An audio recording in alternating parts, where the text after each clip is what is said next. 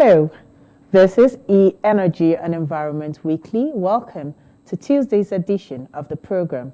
I am Joycelyn Elakeche Ada. Our top stories for today.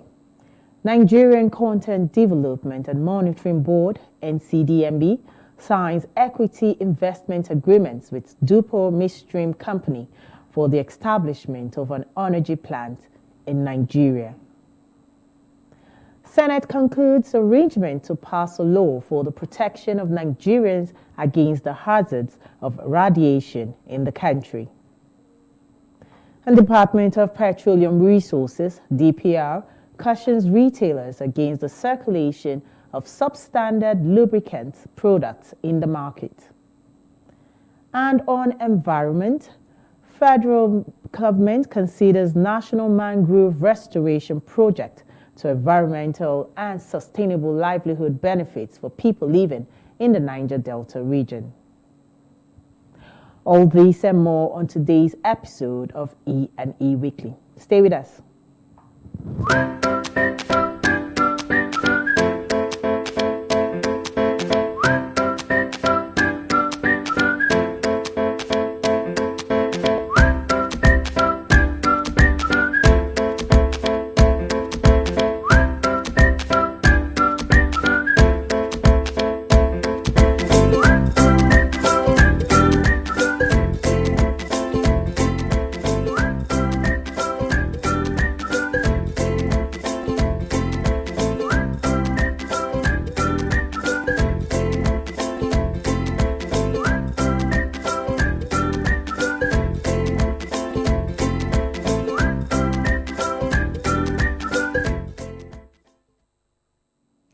Welcome to E&E Weekly. Chinese state-owned oil and gas majors have sold pipeline networks worth a total of $56 billion as part of their government's restructuring plan. According to the report, this is part of their government's plan to restructure the nation's energy industry by setting up a separate pipeline operator. It is reported that the assets were sold above book value, which quenched investors' concerns that the government could try to shortchange the energy giants. The report said PetroChina got 1.2 times the book value of its pipeline assets, and Sinopec got 1.4 times the book value of its assets. The assets are being brought by the new state-owned entity dubbed China Oil and Gas Network, or PipeChina, which was set up last December. Let's now take a look at OPEC world pricing for today.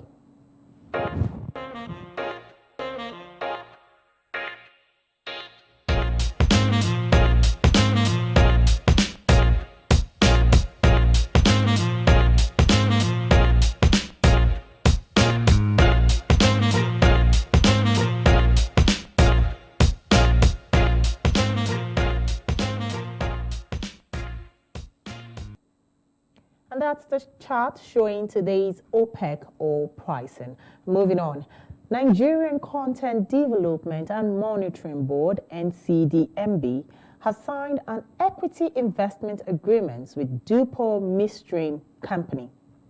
This agreement will see the establishment of an energy park in the Midwest part of the country. The energy park is for a lubricating oil blending plant in Gbaring, in Nigeria's south-central east. The two companies are expected to generate 1,500 direct and indirect jobs. The energy park will comprise of 2,500 billion barrels per day modular refinery, 30 million standard cubic feet gas processing facility, a compressed natural gas facility, and 2 megawatts power plant. The lubricating oil plant is expected to have a capacity for 45,000 liters per day.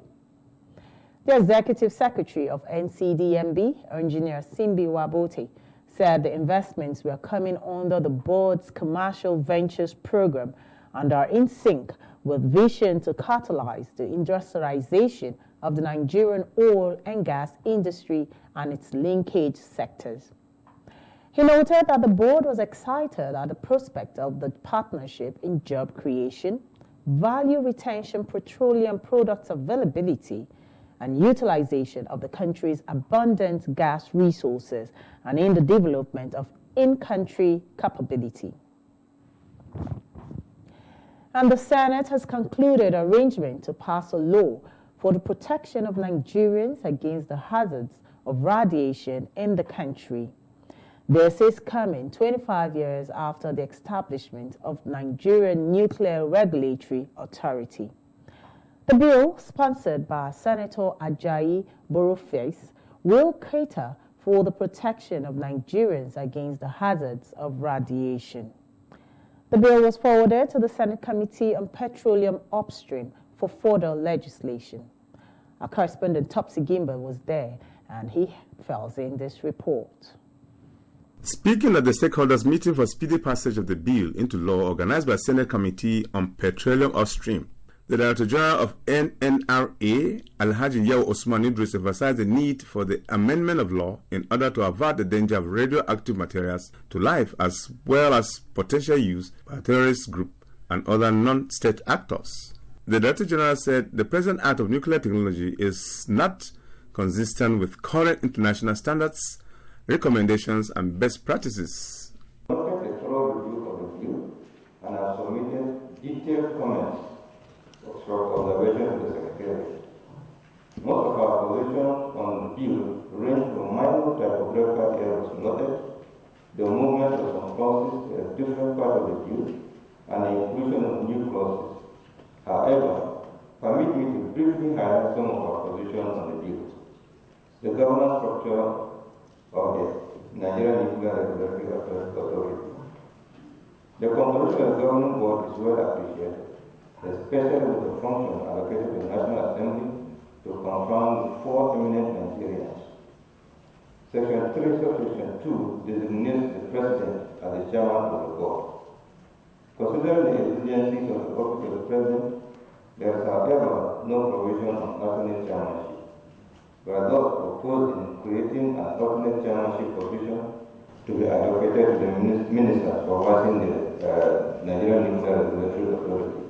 The Director General said Senate should ensure that the law compares all facilities and companies, entities, and individuals that utilize radioactive materials to pay a percentage of some of their activities to the agencies. A review of the funding provision in the bill.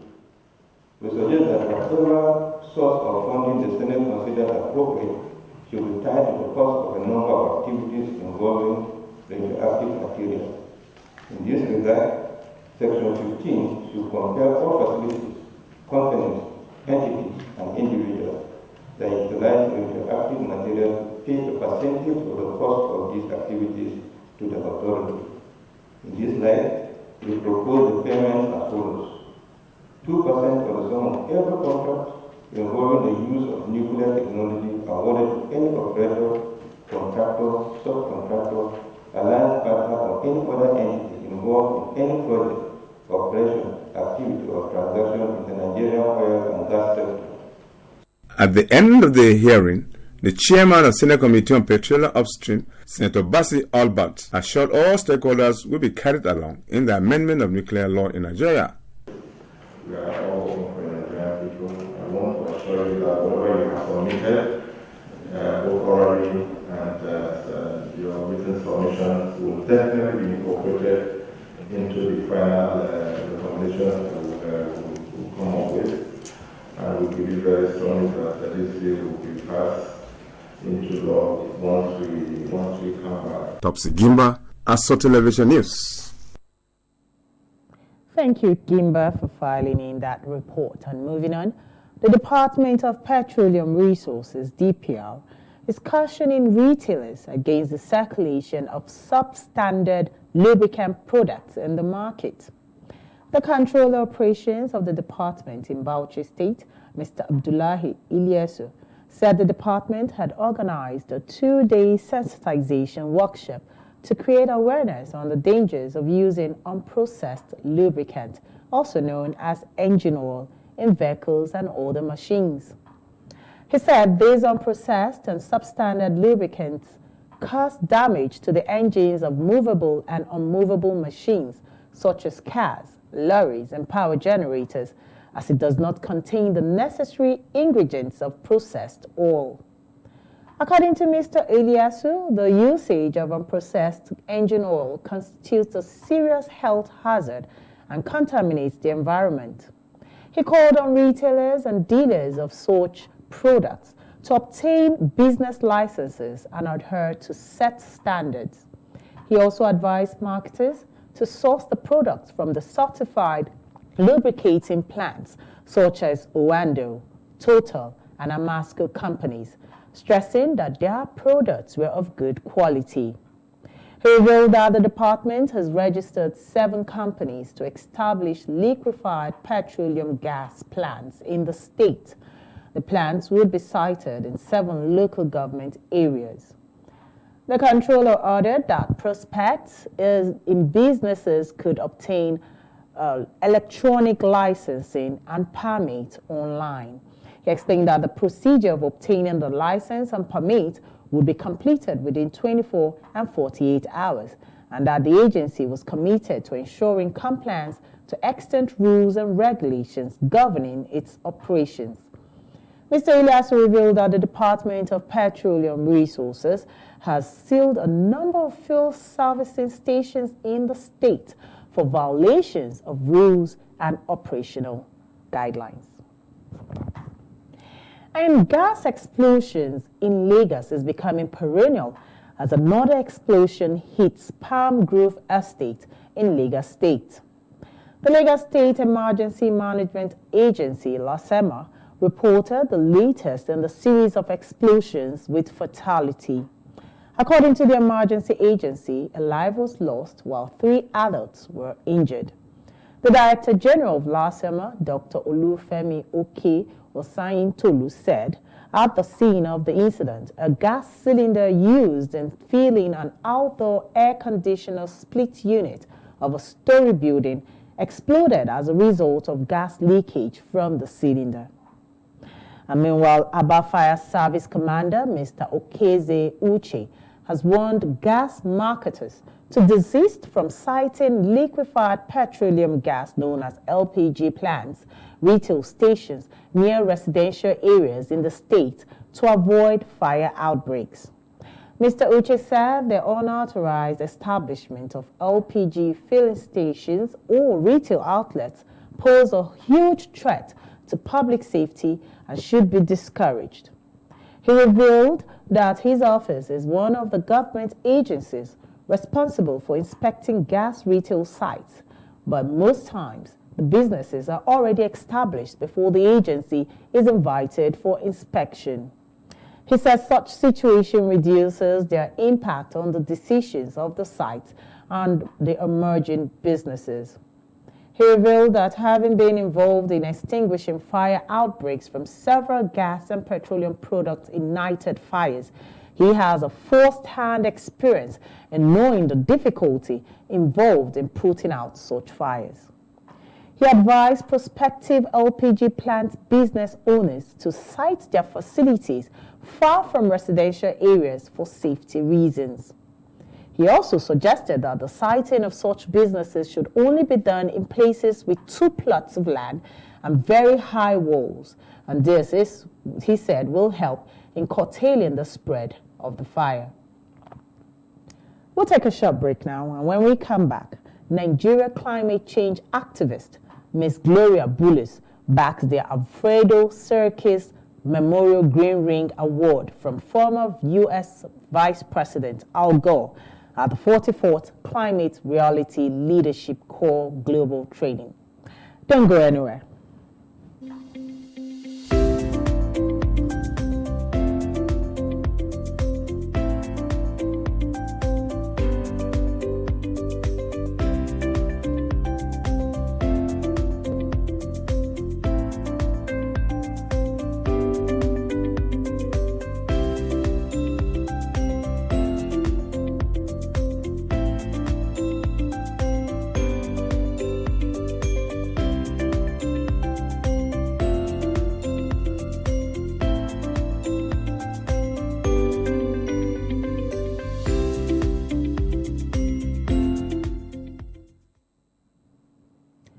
Welcome to E&E Weekly. If you're just joining us, this is the Tuesday edition.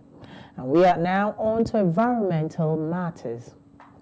As much as we welcome and love the rainy season, it also comes with its peculiar challenges and effects on the environment.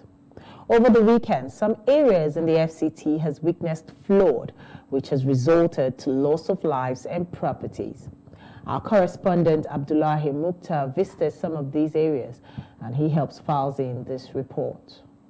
It may be recalled that residents of Gwagwalada Area Council as well as motorists plying the ever-busy Abuja-Gwagwalada-Lokoja Highway had a troubled experience following the overflow of the Lower Usman Dam that led to the flooding of the area. While motorists were held up for hours waiting for the flood to recede, residents lost unquantifiable valuables including their houses, which were swept away by the heavy tide of the flood. The village head of Kaura quarters in Gili, Mr. Bako in Dazaga, said contrary to reports from some quarters that 30 people were missing, only 4 people and 1 death have been officially recorded. He, however, regretted that the missing and the dead are unfortunately from the same family. Mr. Bako said 1 person was found dead, while the other 4, which include a mother and her 3 children, are still missing. He, however, expressed fears of the chances of their survival. Government is that the main government help us to do bridge for us. The thing to cut the water flow is a cause of bridge, and to need bridge. This is our problem for here. Also speaking on the incident, the village head of Dagri, Alhaji Saidu Mohammed in Dako, another place hit by the flood, confirmed that no cases of missing persons or deaths was recorded in his area, but property worth millions of naira were destroyed. Mr. Yoshia David and Malen Yakubu Ibn Musa are residents of Kaura quarters in Gili and Dagiri. They both share their experiences. It carried a particular family from this side, and it has carried a woman with 4 children. Until now, it's only 1 child that was discovered. The rest are yet unseen. And as I can talk to you, you can look at how many things. These are some of my houses that were destroyed. As you can watch it critically, it is a solid ground, and even the stones around here, you can see how we constructed our houses. But here with the acceleration of the water, and the force was much, and so people run for their dear afterlife, and the property were just carried away by the water. But the people lost a lot of properties. So you understand? Even as I'm talking to you, before we made an attempt in order to prevent this subsequent occurrence. If you can see from yourself, you understand, it is hand of community. It is a work of community. It was a work of a community that did this in order to prevent it. But as God will have it, the thing overpowers.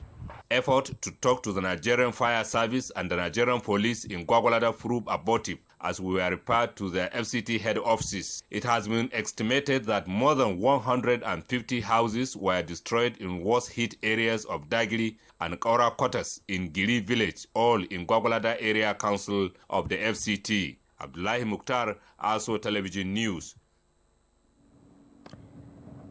As part of measures towards ensuring the protection of mangroves and oceans in the country, the federal government is considering a national mangrove restoration project that will deliver environment and sustainable livelihood benefits for people living in the Niger Delta region.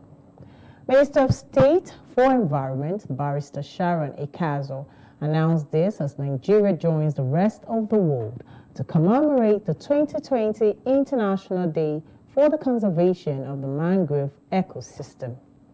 She said the federal government is ready to support any program that would help in promoting healthy mangrove ecosystem in the country.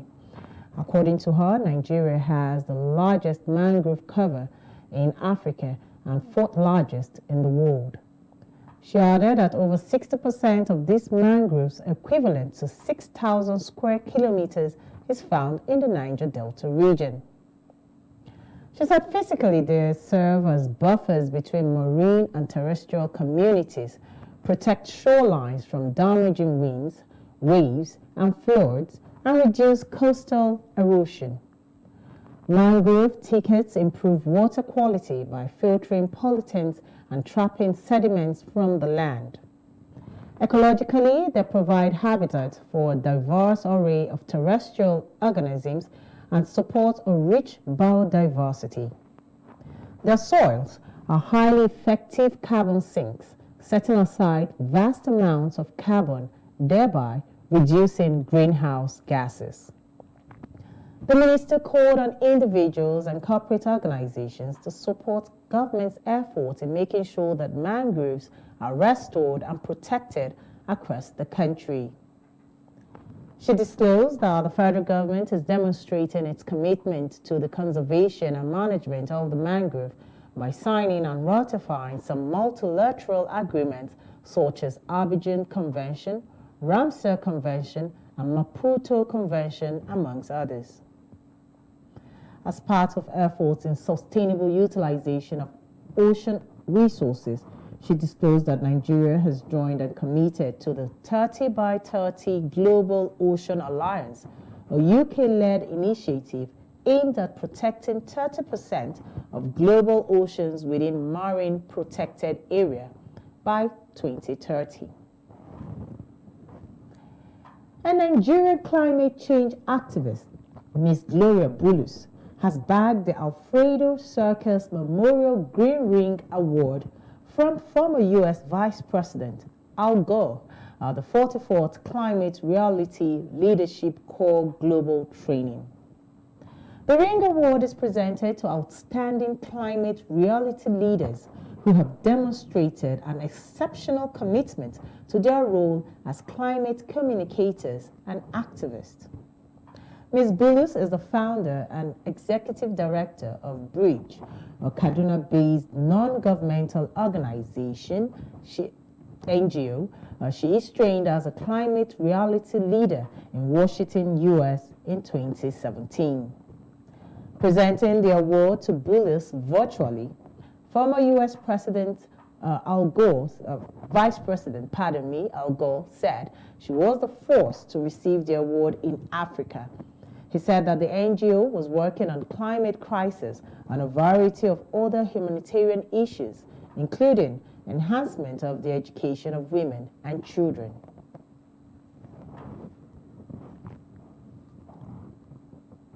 And that's it on Energy and Environment Weekly for today.